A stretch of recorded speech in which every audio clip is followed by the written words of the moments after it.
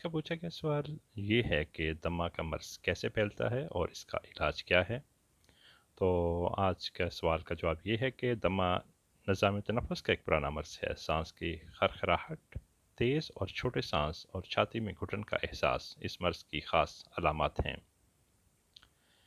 इसका दौरा अचानक पड़ता है और अक्सर मुसलसल खांसी उठती है।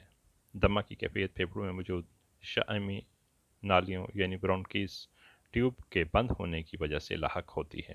इन नालियों की बंदिश शमी उज़लात के सिकुड़ने, इन नालियों के अस्तरकारी की झिल्लियों के फूलने और बलगम की मौजूदगी की वजह से होती है। यूँ दमा के मरीज़ों के फेफड़े आहिस्ता आहिस्ता तंग हो जाते हैं। इस बीमारी की सबसे आम किस्म एलर्जिक शमी दमा है, जो गर्द गुबार, फूलों के जरदानों और मखसूस ग़िज़ाओं पर जिस्म के रद्द अमल की वजह से पैदा होता है। एलर्जी पैदा करने वाले मादों के रद्द अमल में फेफड़ों से खारिज होने वाली कीमियाई मादे नालियों की सोजिश और सिकड़ाव पैदा करते हैं। इन कैफियत के नतीजे में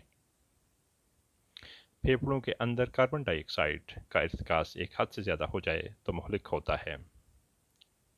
दमा का तब काही या हे फीवर के साथ भी गहरा तल्लक है। ये भी एलर्जी ही की एक शक्ल है।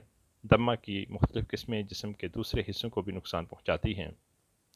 जिस्मानी मशक्क़त और ज़हनी उलझन इसके दौरे को तहरीक देती है। बाज़ औक़ात नाक और गले की इन्फेक्शन और मौसम की अचानक और शदीद तब्दीली भी दमे के दौरे को तहरीक दे सकती है।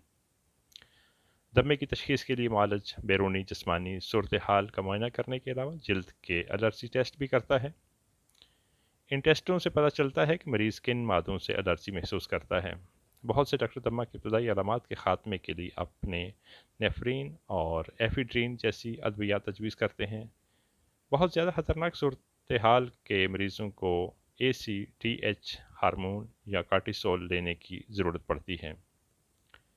कुछ डॉक्टर दमा पैदा करने वाले मादों की छोटी छोटी खुराकें या इनके इंजेक्शन तजवीज़ करते हैं।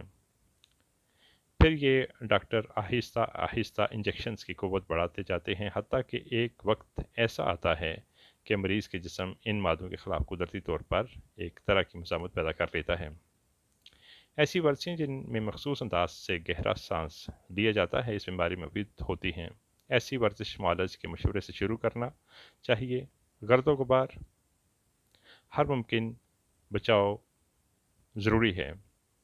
मुआलज एलर्जी पैदा करने वाले मादे दरियाफ्त कर ले तो दमा कंट्रोल में रखा जा सकता है।